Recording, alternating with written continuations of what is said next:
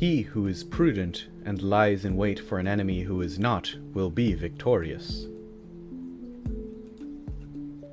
For the longest time, I was a foolishly aggressive player. There is still a large part of me that adores the playstyle of just dumping everything and turning sideways. It's fun to watch big numbers become even bigger damage. However, I almost never won a game of Commander for the longest time as a result of this. I would dump everything in my hand, and then lose it all to a board wipe of some variety. No card draw, no threats, top-decking lands until someone took pity on me and removed me from the game. It was no way to live in a game of Commander. The card Dream Trawler pulled me out of this. 2 white, blue, blue for a 3/5 Sphinx with flying and lifelink. When you draw a card, it gets bigger. When it attacks, you draw a card, and you could discard a card to give it hexproof. This was the card that got me to play a bit of Standard, and more particularly got me playing Control in Standard. Learning to play Control had a few effects on me. First, it got me to hate Control significantly less. I used to absolutely despise Control with my whole heart, but playing that deck got me to appreciate what made people enjoy it. But it also taught me the major importance of playing more slowly and methodically, and not trying to dump everything as fast as possible. Mortals, immortals, and friends from the blind eternities, my name is Samson Loreseeker, and today we will be discussing the importance of patience, threats, and slowing your roll. Dream Trawler was quite the wake-up, as it taught me quite a lot. Again, up until that point, I would play every single card in my hand as soon as I could, regardless of if it was good to do so or not.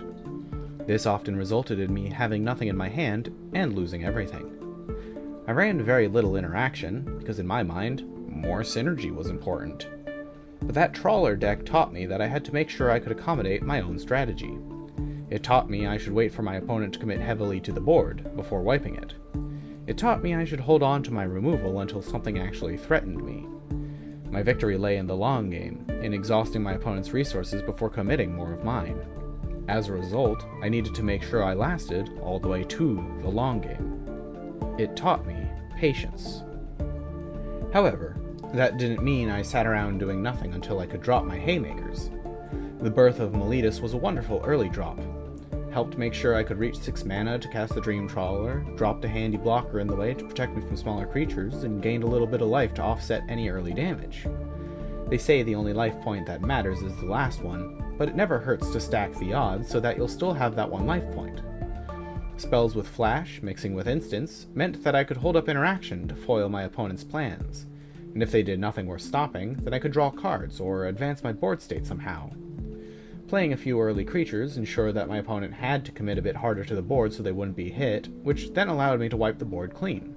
It was a complex strategy, requiring many thoughts and analyses of threats at any given moment, and it forced me to slow down and use my brain. Commander as a whole is a much slower format than many of the 1v1 formats. Obviously, there are exceptions to this once you get into competitive Commander, but for the most part, Commander games will take longer. As a result, it becomes much more important to match the speed of the format. If you get all of your threats out onto the board in the first few turns, slamming on the gas pedal as hard as you can, you're going to have 3 people with grips full of options to deal with you. A majority of the time, the first several turns are all about setup. Ramp, setting up long-term card draw, repeatable token producers, blood artist effects, anthems, what have you. The second phase of the game is when people trade off being the threat at the table. Haymakers start flying, and more importantly, so does the removal and the counterspells. If nobody emerges victorious in that vicious second phase, then the game goes into the slog step, where everyone scrounges for what will win them the game now, and usually at least one person will come out of the second phase with some form of advantage. So, looking at this general description, the way forward seems clear. Be that player with the advantage. So, what to do? Well, as Sun Tzu once said, great results can be achieved with small forces. Don't overcommit to the board. If your threat is a single piece, wait until your opponents are lower in resources to play it, or wait until you have protection for it yourself. If your threat is a synergy pile, play enough of them to cause damage, but hold some of them back. You do not need to play a third Blood Artist right away. You can slowly accrue value off of 2 just perfectly. That way, should a wipe occur, you can drop that third one and keep the value coming. If someone else becomes a threat at the table, don't necessarily commit too heavily to the board to try and race them, as a wipe from the third or fourth player will remove both of you from the running. Search for your own answers instead, or do a bit more setup, making sure to play enough to the board to prevent them from killing you. Patience will serve you greatly in these instances, and that's not just for mid-range and combo and control. Even aggro can benefit from this. Stick 1 or 2 large threats early, like a Sarah Ascendant, have some interference or protection, and hold on to your cards to rebuild when your pieces are inevitably removed. It will happen, as you're putting your threats out first, so everyone is less likely to have used up their removal. There are advantages and disadvantages too to having your threat be a single card versus having your threat spread across multiple. When you play a single card threat, you remain with more cards in your hand as a result. This can mean you leave up more interaction to protect said threat. But if you have no protection in hand, it only takes your opponents having a single card to remove it. Meanwhile, with the exception of farewells and similar indiscriminate wipes, it is a lot harder to remove every synergy piece with a single card. Opponents would likely need to expend multiple resources in order to deal with your entire board. The downsides, though, are that you'll have fewer cards in hand to protect your pieces, and each piece on its own won't close the game out quite as quickly. Synergy piles can be quite the threat. Anyone who's stared down any form of token deck understands that. Whether it's aristocrats making it actively harmful to wipe the board, or Big Cat Dad Jetmir hitting the table and reminding everyone how to count to 9, assembling the pieces can form the most daunting board state. But doing this will label you as the archenemy, sometimes before you're ready or fully set up. Saying, "I'm not doing anything," when you have multiple blood artists on the board won't be nearly as effective as you might hope. And a card like Doubling Season or Academy Manufactor terrifies everyone, no matter what you intend to do with it.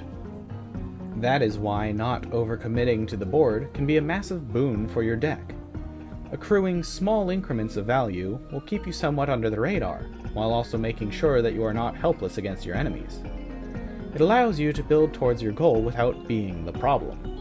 It will help keep up your interaction, both to stop your opponents, but also to save your own stuff. It allows you to rebuild easier when things get removed, and it helps keep your things from being removed in the first place. In a previous video I talked about making the opponents have it, and forcing them to interact with your board. The trick is to blend that together with this strategy. Don't make the threat of a counterspell or removal stop you from playing, but at the same time, don't overreach. If you have protection in hand, wait until you can save your thing before playing it. Make combat happen, but don't empty your hand and hope for the best. Moderation is the key to Magic, and learning the balance between the two is key for making a Commander game interesting at every stage. As they say in The Mystery of Edwin Drood, sometimes having patience is as good as having brains. One very important thing to remember is that this skill will come with time and practice. You will not magically know which cards are the biggest threats in each deck, as what may be a simple creature in one deck could be a linchpin piece in another. You will still lose, even when you slow your roll a bit and don't overextend. It's only natural in a game with this many opponents. The important part is to lose with grace, and more importantly, to learn from it. Learn what killed you, and what steps they took to get there. Sometimes it's not a specific card that kills you, but the cards that led up to it. Remain patient, watch, and learn. Sometimes you may need to restructure your deck. Sometimes you need to run more interaction, or card draw, or recursion. Or maybe you need to remove certain pieces that do nothing on their own. But regardless, approaching each game with a degree of patience can sometimes help shift the battlefield drastically in your favor. Magic is a war game, and an art form. All this being said, sometimes it can be a ton of fun to unga-bunga everything out at once in a glorious rush. Even if it ends in defeat, sometimes even just doing it in the first place is its own reward. I'm not saying to plan for your deck to lose, but at least have some goal in mind other than winning, so that if you do lose, it doesn't feel quite as frustrating. There's also no one surefire strategy to winning. This isn't how to win. But patience is a virtue for a reason. Take your time, and enjoy the game for what it is. Thank you all so much for watching. If you enjoyed this video, please check out some of the others on my channel. I love making these pieces, and I have several more ideas, but I'm also quite open to suggestions, so feel free to leave ideas for me to talk about below. In the meantime, please be sure to like, subscribe, and do all the usual algorithmical devotionals.